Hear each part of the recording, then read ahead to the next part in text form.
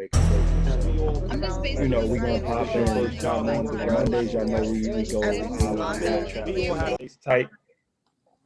So today on Let's Talk Relationship with the Love Snobs, we're gonna talk about is ego your drug of choice? And the reason we chose to use drug of choice is because people escape the responsibility of their relationships and they use their ego to do so. So we want to, highlight four ways that people use their egos to offset the responsibility in their relationships. And the four, So the four people or the four types of people are the deflectors, the martyr, the self-loather, and the perspective person. yes, yes. So first person we want to talk about is the deflector. Now, the deflector, the deflector, that we are all human, we are capable of mistakes person. They state the obvious. They shield themselves from accountability by discussing what everyone else is capable of or what has everybody else done. So we all know these type of people, or we have been these type of people. Either or, we know that it's all ego involved because the whole point of resolving any issue or any problem within your relationship, or it actually catapult your relationship, is not to deflect, is to engage. So when you're the person on the hot seat and being asked questions and being questioned for something that you did to hurt the relationship or cause havoc within the relationship, the first thing you need to do is make sure that you take responsibility and you're accountable for that mistake you made. You're accountable for where you went wrong. Yeah, absolutely. And then there's the martyr, the person that doesn't hold anybody But let's accountable. discuss the Oh, let's sorry, my discuss bad. the deflector first. Let's discuss it a little further. I mean, do y'all know any examples of when either you deflected or somebody else, deflected their responsibility while you was, checking them or explaining something to them or, trying to get on the same page? I've that's happened to me on both ends, but I could say just from my own experience. I can remember, I mean, a while ago, but nonetheless, someone calling something. I'm just like, you do the same thing. Like, yeah, and they were like, yeah, but we're talking about you. Definitely, right? I mean, it's kind of like, okay, yeah, we are talking about me right now, and it kind of puts you into that place where you're just like, yeah, I mean, maybe next time when they do it, then you call them out. But right now, the moment is about you.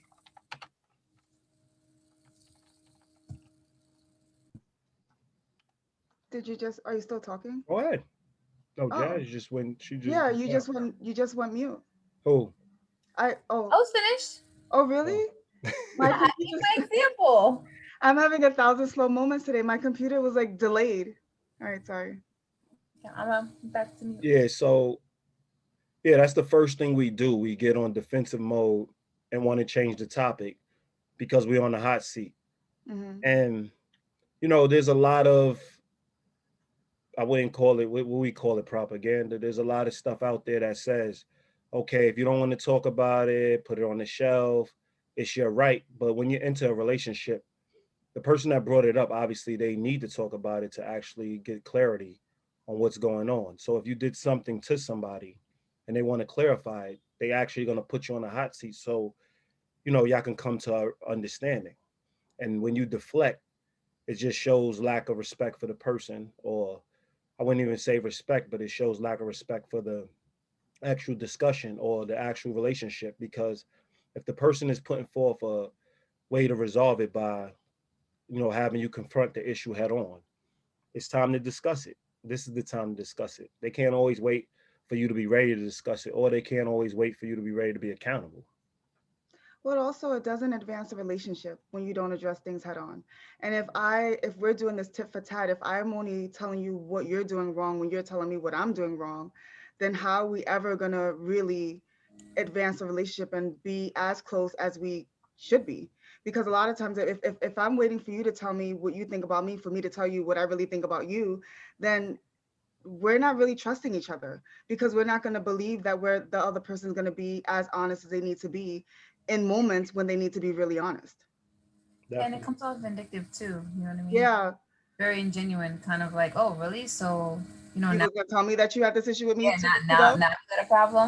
Yeah, so I think that's one aspect of it, and I think another aspect too is just that it's not a relationship anymore because now whoever the person is who's calling out the behavior and trying to resolve the problem, they're always going to be waiting for that other person. So it becomes about the relationship doesn't come. It's not between the two people now. It's about that person who always needs to be ready. Hmm. So And Definitely. you also deflect in other ways too by not taking full responsibility of your actions by saying like, I had a rough childhood, or nobody really loved me the way you did, or they make all sorts of excuses to justify why they're not as close to you as they could, or as they should be, or why they are not as solid as they should be within communication or addressing certain situations, because they're using their past relationship as a shield. Yeah, I mean that would be. I mean, you're getting ahead of us. That would be more the Oh, self-loather, but well, yeah, the that too. deflector is the one that gets angry. Like, how dare you bring it up? Or a person that changes the topic and makes it about, what makes it an egotistical way of dealing with things is the fact that they make it less about them and more about you. You know what I mean? More about how your tone and how you're addressing things and you're being irrational because humans make mistakes and you're not perfect versus really dealing with the issue at hand. Hmm. The point is, if we address the issue at hand, then we can see who's truly right or wrong. Maybe the person is off key. Maybe they're Hmm. not on point. Maybe they're wrong and you can clarify that. But the point is, stick to the topic. Don't deflect. Don't change the topic. Don't put all of your baggage on them when it's time, when you're the person on the hot seat, or when it's Hmm. time for you to give clarity. Don't pass the buck. So the whole important, what's more important about getting into a hot, like having a discussion and clearing things up, is the fact that you have to make sure that you're not deflecting and you're engaging. Hmm. And what makes it egotistical is the fact that you believe that you can just make it all about another person when it's about you anytime you want. And it's not about you or me, it's about us. And the person that's bringing it up is really trying to enhance us. And the person that's not isn't. Yeah, So, absolutely. Elka, you could chime in on the side if you want to. We're gonna move on to the martyr. mhm, The person that doesn't hold people accountable, act like they being the bigger person for staying in relationships that are not healthy. They are the man or the woman that stay in relationships for 30 years because they believe that their faith demanded it. But shouldn't the person that drag you through the mud honor the faith as well? Why do you have to be the bigger person to stay when the person probably shouldn't have stepped out to begin with? Or they tend to push good people out their lives to maintain unhealthy relationships. I mean, we've all have been either, not we've all, but a lot of us either been that person or have been around people that are that person. How many times do you hear people say, I'm staying for my family, but when the person that was doing wrong wasn't thinking about family when they were doing wrong? definitely, definitely. It's all about, in a relationship, it's all about an agreement that you sign on for, right? And both people need to honor the agreement. Yeah, absolutely. Do we fall short sometimes? Yeah, that's where it comes to resolving problems, resolving issues, having a discussion, getting back on the same page, putting in the work. But if you're putting in the work for 30 years, you're putting in the work like you're really the person carrying the person, and the other person is really not putting in the work to actually be the best they can be. Because the whole point is you sign on to, because we're going to bring the best out of each other. And I think that should be the definite standard of love. Like, we're here to bring the best out of each other, not to just stick by each other through hard times and create hard times. We're supposed to be, hard times will come, and we're supposed to, through the hard times, bring the best out of each other, work together, work as one unit, not put a strain on the relationship. But the martyr is always like, well, I have to, and this is what I have to do, and I'm loyal. But loyalty goes both ways. Loyalty is not a one-sided event. Loyalty is the cause and the effect. Somebody does something to you to cause you to doubt the relationship, or cause you to question the relationship, or cause you to have to repair the relationship. You're not doing anybody a favor. That's not loyalty at all. So just remember, like, there is some ego involved when you think that you're this great person for helping or staying with somebody and it's unhealthy. The relationship is not healthy. You know what I'm Yeah, saying? I think that, when it comes to walking away from relationships, and, it's not always the easiest, but people have a hard time putting themselves first and admitting that they are going to put themselves first. They think by staying in relationships that they are putting the relationships first, but it's what's a relationship if if both people are not getting what they signed up for within the relationship? It doesn't really add up. So most people are uncomfortable saying that, I'm going to advocate for myself. I don't deserve this. I don't deserve that. But when you become comfortable admitting what you deserve and knowing what you deserve, then those decisions are easier to make, even though they are hard decisions to make. Definitely. And I mean, make the person that tore something down, they got to work harder to build it back up. Yeah. Don't be a martyr. Don't be a participant when you deserve better. You deserve better. You should be focusing on being the best. And they have to work back to get to where they need to go. Don't let them off the hook. Hold them accountable. You know what I'm saying? And like what Jerry said, if you take a step back and you're looking at the relationship, you don't even have to worry about me or I in the relationship. If you are carrying the relationship, take a step back. It's not a relationship because the relationship is two people holding the relationship up, not one person holding it up and the other person sitting. Like, let's picture moving the couch, and you're moving the couch and the person sitting on the couch. Mm. That's the relationship when you're dealing with a martyr. They're always cleaning up the mess at all times. They're always moving the couch by themselves, and they're just so much stronger for doing it. Yeah, it does show strength, but everybody looking at you is wondering why you letting somebody sit on the couch instead of having them carry the other end. So there is some stupidity involved. So you really have to look at that and say, am I being taken advantage of, or am I really preserving the relationship? Because if I stepped out, let's say it was me and I stepped out, I got to work to get back in good and repair the relationship and repair the trust. You don't need to even be a participant in it. I Mm. just need to put forth all the effort possible to where you want to participate again, because I got to hold myself accountable and you need to hold me accountable. But if you let me off the hook and I'm not holding myself accountable, then the cycle continues. The respect is lost, the standard is lost, and the likelihood of me doing it again is very likely because I know I have entry back in very smoothly. Yeah, and people manipulate things by, when people do wrong, they don't want you to talk about it anymore. So it's like, you already forgave me, or I'm back, so why are you still bringing it up? Definitely. And what people fail to realize is that you talk about it until you don't want to talk about it anymore, and you should be able to talk about it. And maybe if you didn't do wrong, we wouldn't have to talk about it. But the reality is, it's not just about you, it's about us now. And if I want to talk about it to get through it, and that's part of my healing, then I should be allowed that space to do so. And I shouldn't feel bad, or you shouldn't try to make me feel bad for bringing it up because you, in your mind, feel bad already.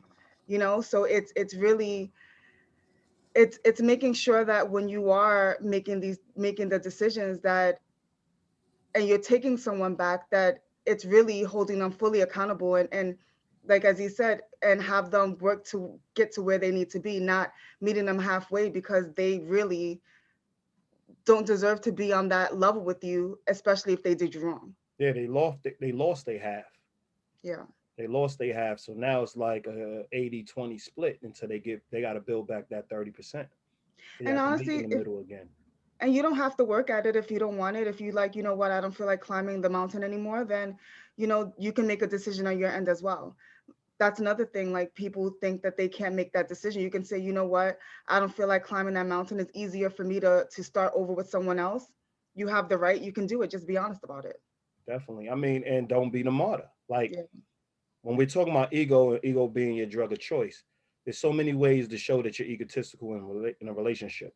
And being the exceptional person, remember, you're dealing with equals. The whole point of relationships is to be around equals, to be surrounded by equals, to be surrounded by people who enhance you as much as you enhance them, not to be around people that you just lift up to make you feel better. Because let's be honest, it makes you feel like a better human being to do it. Hmm. So yeah, you can now you know, help a soup kitchen. You can reach out and help people, you know, help a homeless shelter. You can reach out and help people, but those aren't your friends. That's charity. Your relationship shouldn't be charity. They should be equals working in unison. Your partners. You're building something together. So you have to both come correct. Don't join your relationships as a martyr. Don't believe you could erase a person's past and you can do all this other stuff without them putting in the work. So when you sign up, make sure you sign up for complete people. Make sure you're signing up for people who are willing to put in the work and people that are where they want to be and they're your equal. Not somebody you constantly have to lift up because you, though you believe, oh, I'm just such a great person because I'm sticking by this person, it shows ego. It's just lifting you up. You can do better. You can be with equals.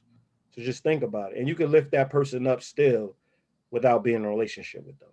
You can Yeah. still lift them up and say, okay, we can be friends, or we can even be associates until we grow into friends and then we grow back into a romantic partnership.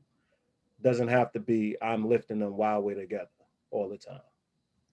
And the thing about being a martyr too that can be a little slippery is that when you're not helping someone, when you're not the better person in every relationship, you don't really feel like you are complete. So Definitely. that's where the drug comes from. Like you need that fix of I have to be this person fixing everyone in my life, and really it should, it like you said, it should be meeting the other person halfway. Like we should be on the same level, helping each other, supporting each other, not me constantly getting high off of the fact that I'm helping you every 5 seconds, you know? Like that's something that people should be mindful as well. Yeah, the truth is when you're in a relationship and you're in a healthy relationship, you don't have to even worry about you because you know confidently that the other person's gonna cover your back. So you really are engaged and focused in the relationship and focusing getting better and improving the relationships you're in every day. Whether it's a friendship, whether it's a romantic partnership, you don't have to keep secrets. You don't have to bite your tongue. It's a free space to just say whatever you have to say and engage. You Mhm. know, things will offend people, things will hurt people, things, but you get through it together by having discussions, by having dialogue, and any healthy relationship is gonna be in conflict because we all don't think the same thing at the same time. It's healthy. But what's unhealthy is keeping it to yourself and believing you're doing somebody else a favor and being that martyr. You know what I mean? Because there is some ego involved. Who are you to keep everything to yourself? Or who are you to believe you can just hurt everybody with your truth? Like, give them a chance to really take in your truth and see what happens. But you should be able to talk to your equals freely without feeling like you're doing them a favor by, Behind their or I'm back. not going to hurt their feelings, or I want to lift this person up, or I can't do this because, I just have so much control over whether I can hurt them or not. There's some ego involved in that. And Jasmine, have you, experienced anything regarding that, regarding being a martyr? You're on mute. Yeah, for sure. I've I've grown up in a household where I knew that my parents didn't belong together, and in their minds they were staying together, to make sure that we were growing up with two parents in the household. But it was a lot better when they actually decided to separate and one of the parents left, because they did a whole lot worse being together than they did staying together. Definitely. So, in that regard, yeah, it was like they were being martyrs, but essentially they were doing worse being together than being apart. That's a good example. I was That's a just very about to good say that example. that's a great example because people do that all the time. They say they're not happy within the relationship, but they're staying for the kids. Yeah, But yet, parenting is different than being a spouse. yeah, totally different. You can be great parents at your best with with another person that's going to actually enhance you, and they can be better parents with somebody who's going to enhance them. Happy parents are the best parents. Absolutely. Unhappy parents aren't great parents because one, you can give your kids your all, but you're showing them that they need to stay in a certain type of relationship just to maintain being a parent, and that cycle is really a detriment to, our society. It's a detriment to the child. It's a detriment to the parents. It's not great. I think So too, like, a lot of parents will think that, oh, well, we're gonna have to figure a lot of things out, and it's gonna put a lot of stress on them, but they're not thinking about the stress. It's like, when you think that a kid doesn't understand something because they're young, but when mhm, you think about a child, they have the capacity to learn four different languages. So why wouldn't they be able to pick up body language like this? Like, everybody remembers being a kid and being able to see things and just wasn't allowed to say anything about it. So there's one thing where we don't see it, and there's one thing where we're just not allowed to talk about it. definitely. So, Hmm. Or we don't have the words. We don't have the vocabulary to talk about it. yeah, But but you yeah, feel energy. I mean, there's definitely, spirituality and there's energy and there's body language, and like we all know, body language says a whole lot more than words do. definitely. So, parents tend to think, oh, well, there's so much to figure out and we're gonna put so much stress on them. But think of the environment in the home that they come to every single day and have to kind of try to cater to one parent over another parent, or maybe stay out of their way altogether. But now they almost become a prisoner in their own home because they don't want to be in the space that these two people are holding together. So it's perspective on, you know I think that's an excellent example of being a martyr and thinking that you're doing something for the greater good when you're actually causing more pain. Well, you can cause more pain. I mean, there are mature adults out there that seem to figure it out, where they are co-parenting, living in the same house, dating other people, but still living in the same house together. So that does exist. Um, No, but the but thing is, the relationship is severed. So yeah. that's the yeah, whole the point. relationship is. Oh, I see what you're saying. They That's made the a whole point. decision. Yeah, they made a They decision. actually made a decision that they're not great as a couple, but they decide to become friends, Yeah, still coexist, and actually enhance their kids' life being the best they can be because they're not bringing the best out of each other as romantic partners. You know what I yeah. mean? And that's another thing I would agree with you on. Like, you can also go back to being friends. Hmm. Just because you're a co-parent, you don't have to be nasty to one another.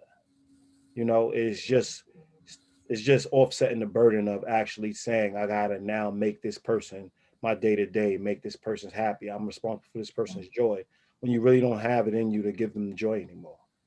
Yeah. But y'all both have a common goal, which is the kids. So y'all both have a common goal to give the kids joy. So find partners who's gonna enhance you and keep giving the kids joy and showing them what's important is to make sure that you are in an environment or in a stable environment or a healthy environment where you're not falling on the sword and doing something because you think it's for the greater good when it's not really helping. It's teaching your children to stay when you should leave. So Elka said on Facebook that she agrees that sometimes it's hard putting herself first, as I said, and you tend to forgive and forget. You forgive and forget for the potential of the relationship in hopes that the person changes. But she's seeing that that's a prime example of not seeing her worth. That's the truth. Hmm. I would agree with you 100%, Oka. Like and I mean, we obviously we're relationship builders. We're about the relationship over the individuals, right? So it's bigger than your worth. It's the relationship's worth. When the relationship lost its value, why are you still putting in? I guarantee if you had $1 million, you're not putting the whole $1 million into something that And I doesn't never, have value. yeah. So when it comes to money, people understand it clearly. But when it comes to their heart, they make all these contingencies for it, all these plans for it, or they're like, oh, I have to stay because X, Y, and Z. If the relationship, you don't see the investment in the relationship, get your money out of it. Get your heart out of it and put it somewhere where you see an investment. Don't be a martyr. So yeah, it's your worth, but it's the worth of relationship as well. You can feel highly about yourself. I don't believe I ever lost that much confidence in myself, but I lost confidence in relationships before. You get what I'm saying? And that confidence was like, listen, I really want to be with you, but we're not doing well together. There's relationships I was still in love and I had to walk away. So, or I felt like I was in love and I had to walk away.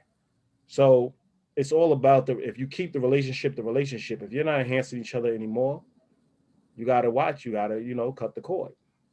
But also too, like you said, and the one thing I learned from you too is that someone, if you see the potential in someone, they don't have to be your boyfriend. They don't have to be your girlfriend. They don't have to be your friend. You can downgrade the relationship at any time and say, you know what, we're not at the place where we should have that label. We should just be friends right now. Or maybe we went from friends to associates because things happen and now we're trying to figure things out again. And we often, I know I never really did that, and we often don't do that. We think it's either all or nothing, either we in or we out. We're really not, there's no in between. And I think that if we understood that there is an in between, that we don't have to be in a committed relationship. We don't have to be best friends. We don't have to be, we don't have to put that label on our relationship that's really not quite working. That's okay.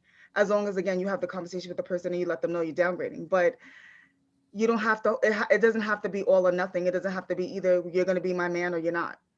Definitely. When you're thinking ego, just to give you context, when you're thinking ego, you're thinking me over we. Yeah. Just think about that. How I can advance within a relationship. If you're single, by all means, but if you're in a relationship, a committed relationship, whether it's a friendship or a romantic partner, you're thinking of the relationship because you take it everywhere you go. So when you're thinking of, I'm doing all of this stuff, and you got to look in the mirror and say, what's coming back? That's a problem.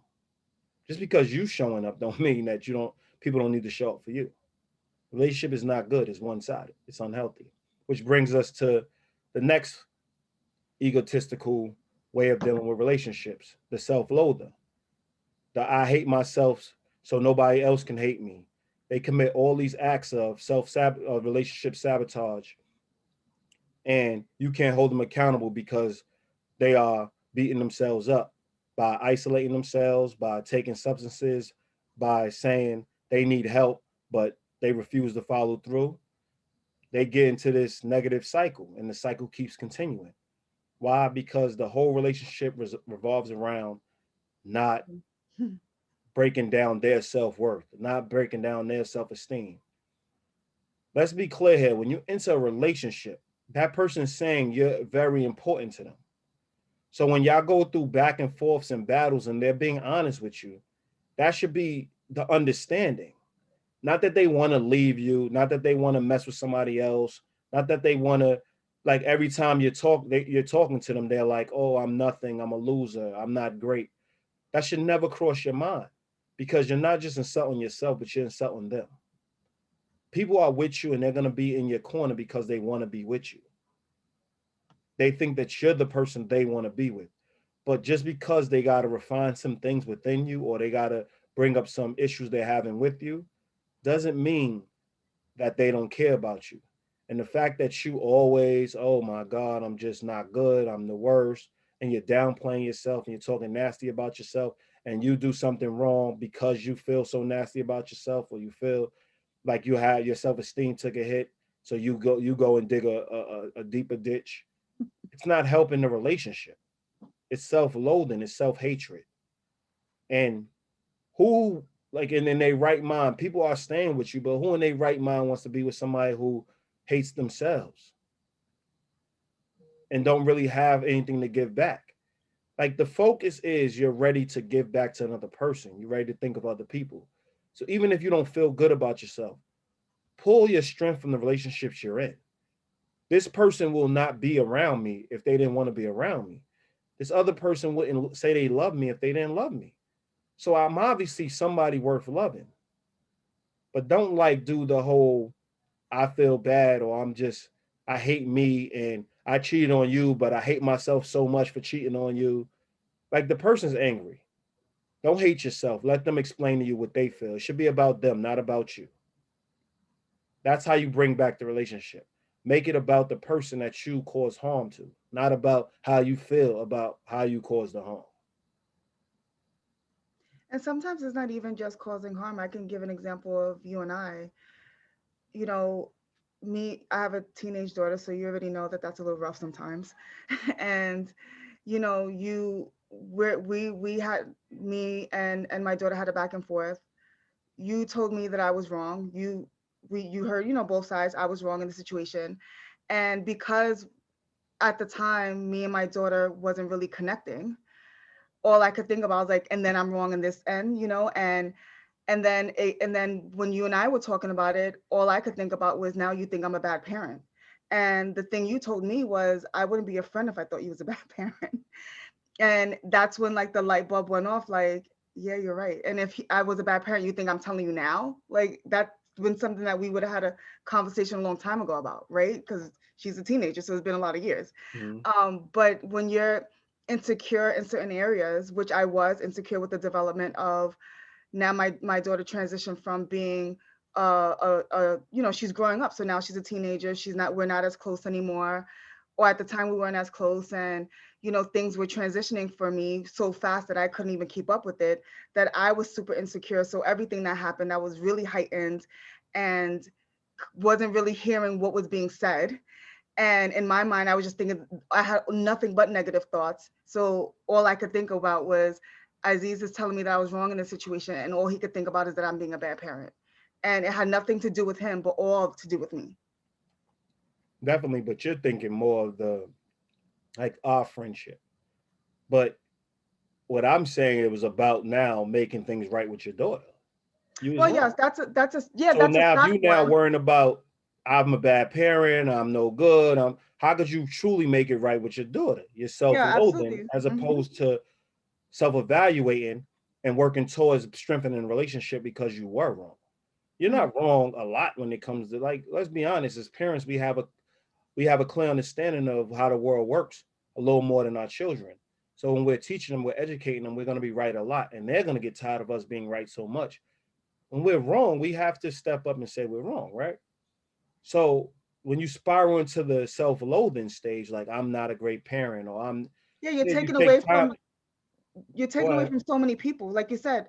So I wasn't think that's what I was gonna add on. Like, I took away from my relationship for even questioning, or you thinking I was a bad parent without even telling me, because that goes to your character. I'm taking Mhm. away from my relationship with my daughter, because the time that I could be apologizing, repairing, and figuring out what the disconnect is, I'm worried about my feelings, myself, and feeling bad in the moment, Definitely.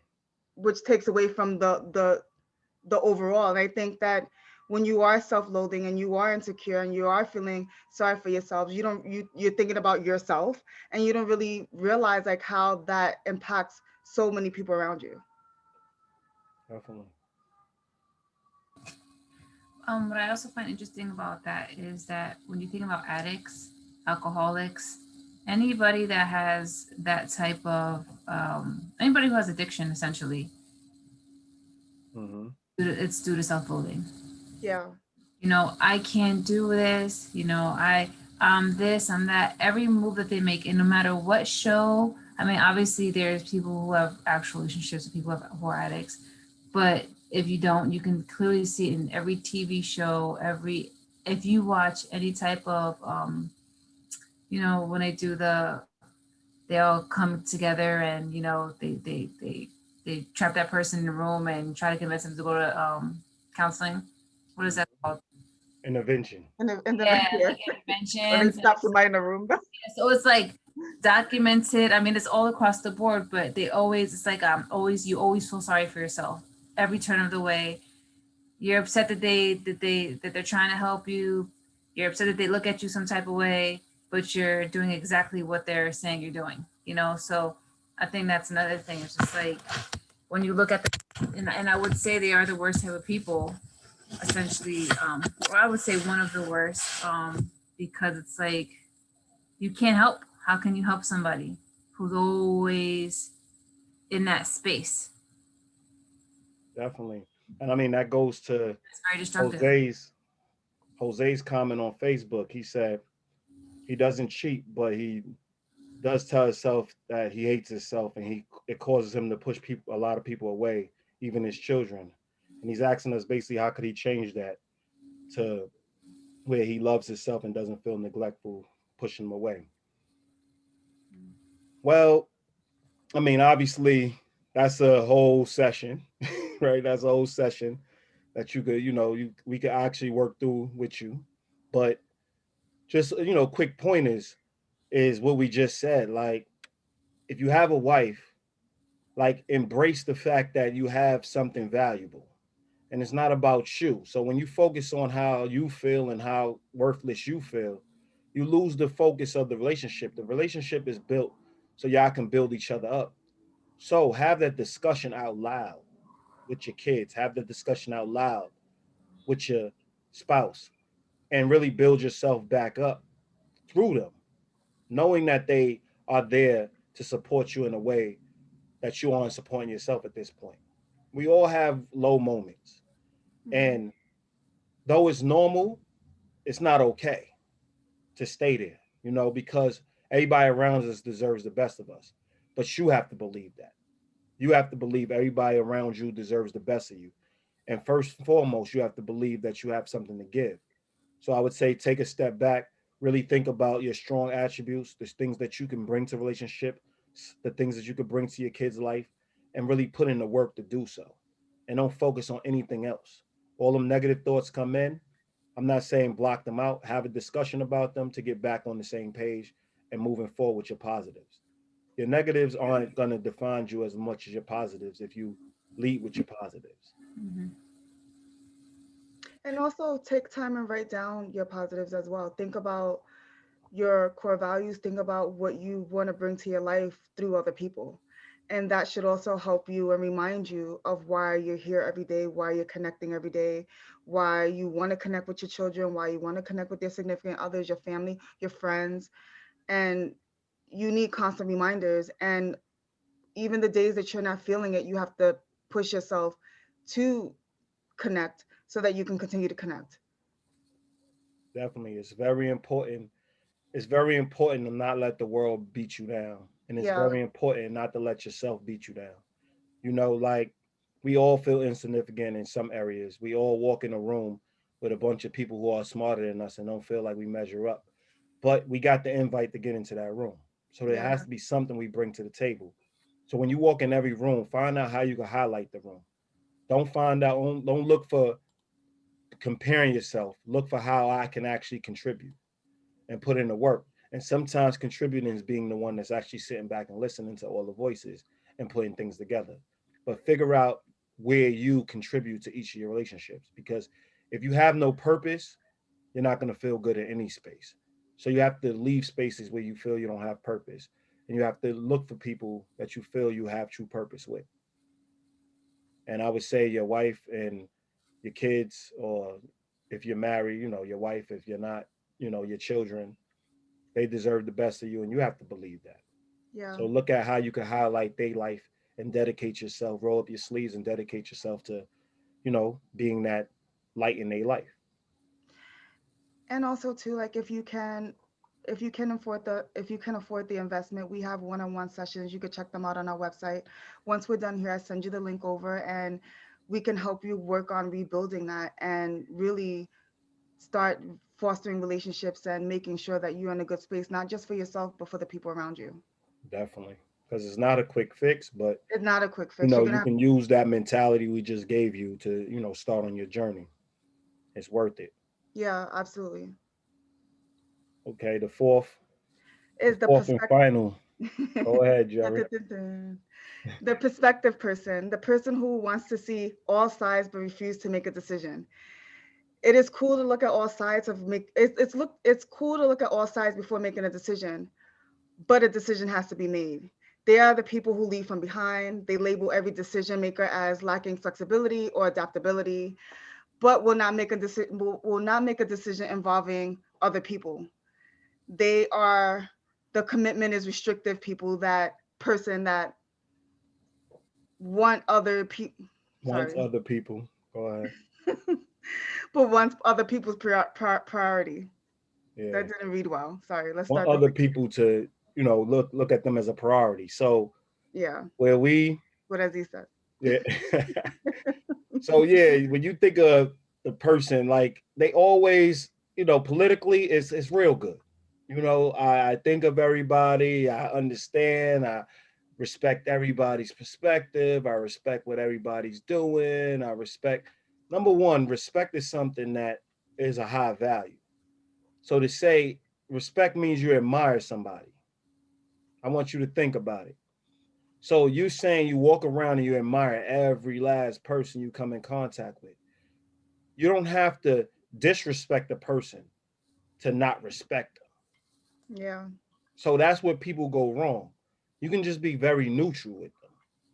But the fact that I don't want to make a decision and everybody needs to be heard and they always finding the villain in the room and the Or the person who loophole. huh Or like the loophole. yeah, the loophole. And if you looked at it from this angle, the point is decisions have to be made, and who's going to be the decision maker.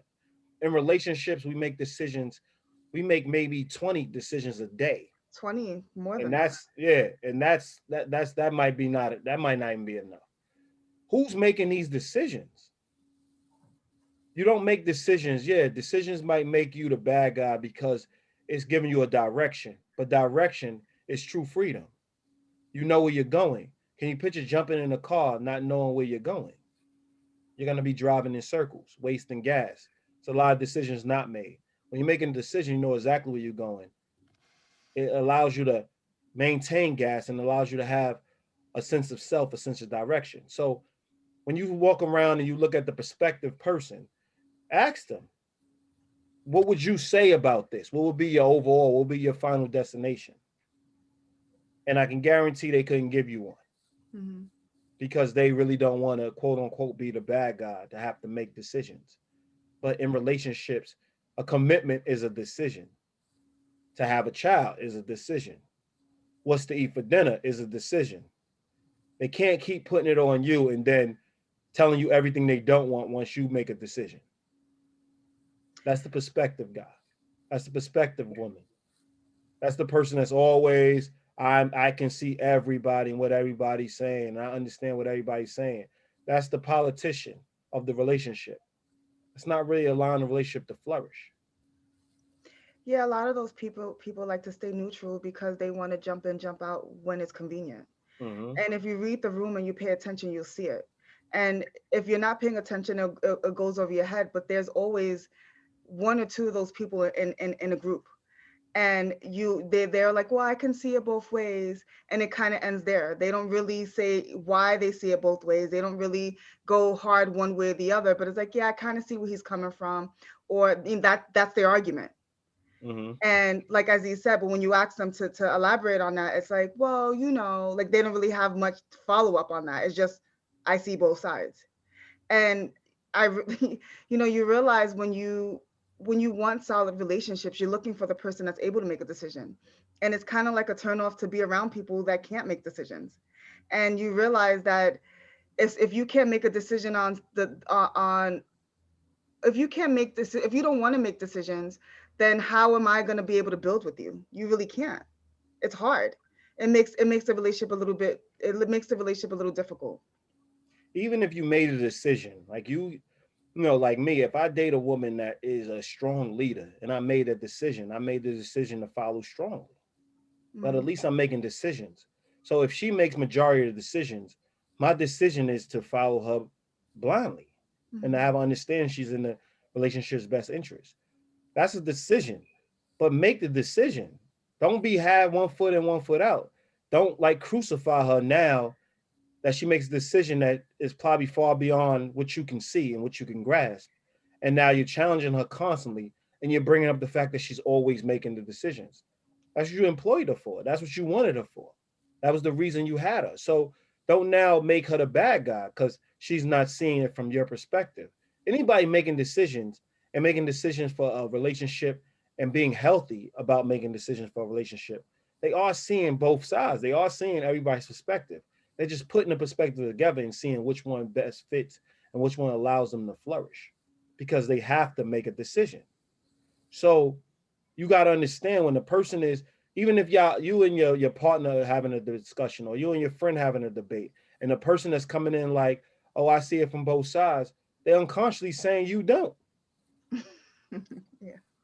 That you see That it too. from both sides, you just disagree. Yeah. So I will always recommend getting a neutral person out of your discussion. There's a difference between a person that's impartial and able to give you feedback based on being impartial because they're giving you direction. They're making decisions. They're giving you directions versus the person that keeps the debate going on and on and on because they're seeing every side of the story, and they don't really truly want to go one side. It's never about right and wrong in the sense of best practice. Two people could be right in a situation. One person could be more right because it's better for the situation. There's less pitfalls. So understand what we're working towards in relationship is best practice. What's going to be the best practice at that moment? It's not about your ego. It's not about my ego. It's not about their ego. It's about what's the best decision to lift the relationship up. What's going to allow us to flourish. And not just us to flourish, but all the rest of our relationships to flourish. Because we have other people we got to factor in to our decision making as well. But we have to make decisions.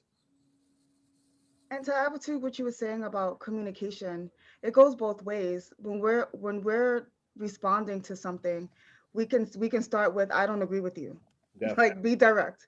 I don't agree with what you're saying. I understand what you're saying. I don't agree with it. And I think that that will also help the other person. Now it's not about you don't understand what I'm saying. You need to see both sides of it because I already cleared that up. I understand what you're saying. I just don't agree with it. Definitely. And that kind of cuts that out. A lot of times we kind of tiptoe around that and don't really, from the gate, we're not really direct about what we're saying or the fact that we don't agree. Like, no, I'm not doing that. And this is Definitely. why. You know what I mean? And We're when like, motherfuckers well, are I don't direct, know. don't be the deflector. Yes. Don't go back to being a deflector like, well, we just agree to disagree. Yeah. That's not helping the relationship. You have to have the ability to find common ground, to be solution driven. There are some things where y'all both can, like, if there's two meals that can be heated up in the refrigerator and y'all don't have to eat the same thing, and yeah, y'all don't have to make a decision. I want this, you want this. That's not agreeing to disagree. That's we're both agreeing to eat different things. Hmm. But when it's coming to life decisions, or when you're dealing with going in a direction, you can't agree to disagree because you're trying to walk together. So make sure you have the capacity and the ability and the patience to actually come to agreement that benefits both sides or benefits the relationship. Because it's not about I was right and you was right. It's about we're now right and we're now right on the same page and we're now walking in the right direction. So I mean that's important. That's Yeah. important not to be the perspective person because it shouldn't end there. It's cool to see different perspectives. I don't think you can be a strong leader without it. Seeing all like listening to what people have to say, seeing everything that's going on, really factoring in what everybody's saying. But a decision needs to be made. It doesn't end at perspective. It doesn't end at perspective. I, what I think is, can you hear me? Yeah, I hear you. All right. What I think is really interesting about what you guys touched on too is like, and like I said, you touched on it a little bit, is kind of like you don't want to be any of these four people technically, right? In your relationships. And at the same time, it shows you like you also don't want to be around people who are showing these type of characteristics. But in being around these type of people, you can kind of also see how it reflects on you. If I'm sitting here and I'm dealing with somebody who doesn't want to make a decision, and I go to them because oh, well, what do you think about this? Because I technically know that they're not going to go one way or another. It shows me that I'm manipulating or I'm being manipulative in my own relationship because everybody knows you're not going to go to somebody who sees both sides all the time for a direct answer. Hmm. You're only going to go to them when it suits you. Yeah, of course. I think a lot of times too, the type of relationships you have and the people that are around you, you can kind of see in those moments who you are because you know that you wouldn't use them in other circumstances, but you would use them in these circumstances. So it kind of shows you where your ego is at and how it's playing into your character and your relationships as well. Good point. Good point. I mean, my solution to that is let that person follow you. Like, let that person lead. Go ahead. Go have a Yeah. relationship with that person. Yeah. Because that's the whole point. Like, make sure you always go to like people work hard to like, I don't care what people think. I do not hand what people say. You should listen to what people say if you admire who they are. So we're talking about not strangers. We're talking about people you are in relationships with. So yeah, their perspective matters, but their perspective always doesn't matter. And that's what you're saying for the overall.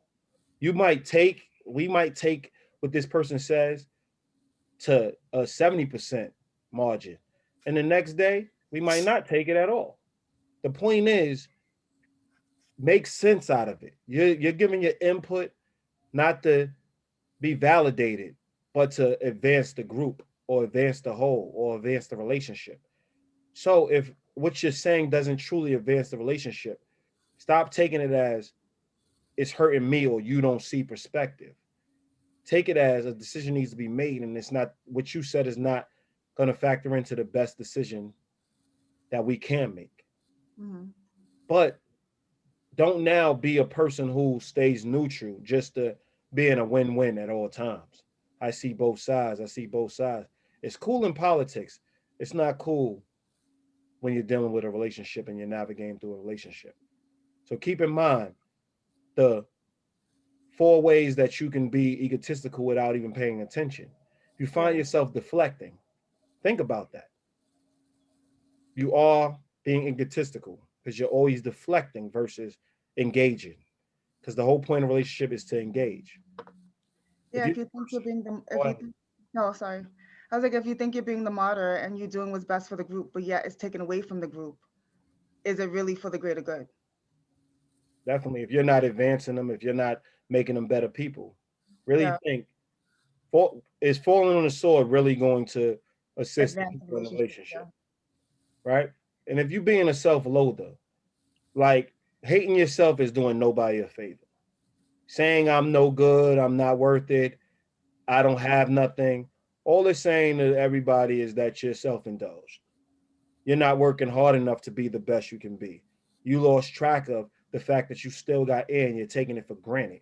You're taking your life for granted when other people have lost their life. It does make you selfish. So instead of hating yourself, work every day to love yourself.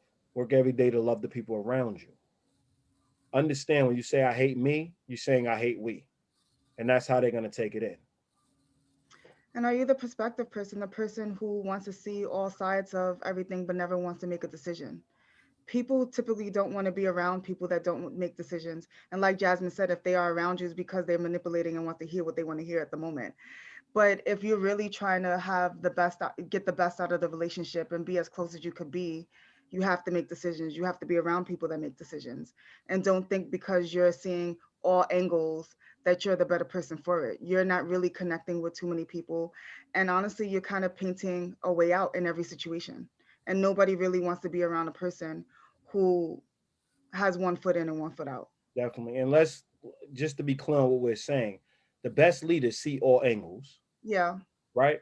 Or implore or ask people about their different perspective because they can't see all angles and they understand that. to So they reflect. do ask people their perspective, but they make decisions based on Mhm. those perspectives and don't keep it neutral, where they're just saying, I can see every side, or And then leave it at everybody has a perspective, or everybody's different. How does that? We know everybody's different.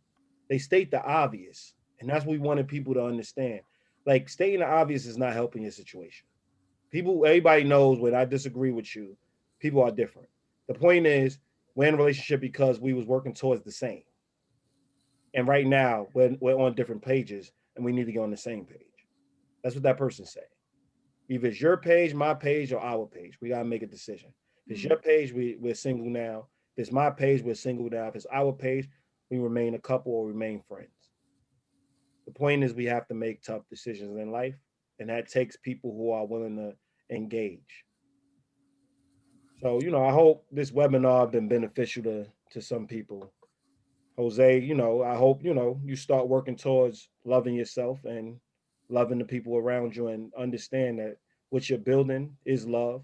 And you got to decide whether you want to continue to hate yourself or love yourself.